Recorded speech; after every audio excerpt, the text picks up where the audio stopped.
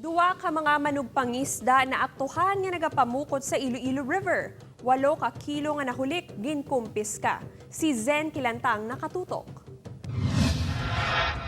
Nagdangat sa 8 ka kilos ang kikiro sa gise, lokon, tilapia kag bangros ang ginkumpiska sa Office of the City Agriculturist kag Philippine Coast Guard sa duha ka mga manugpangisda nga naaktuhan nga nagapamukot sa Iloilo River malapit sa Diversion Bridge. Naggamit ang duha sa magagmay nga net sa diin ini ang ginadumilian santo sa City Fishery Ordinance. Sa sports fishing kanina pang sports lang gid na hindi na siya nga pang pangkabuyan, pero we understand ba natin nga makaon man ang tao mo.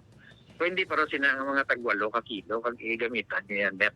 Ginpaandaman lang ang duha ka manugpangisda kag ginpangbalik ang mga nahulik nga isda sa suba. Plano subong sang City Agriculturist Office nga sa pulon ang mga asosasyon sang fisher folks agud mapaatag sa ilang ordinansa. Mga cooperative ng iban sila na mga fishermen. Nga damo man ang klase cooperative. So, pangatubangon ni sila pagtapos i-urge sila nga magbinuligay kita nga mag-warn kung anong nagkakadapat. Upod kay Romel Porquia, Zen Kilantang, One Western Visayas.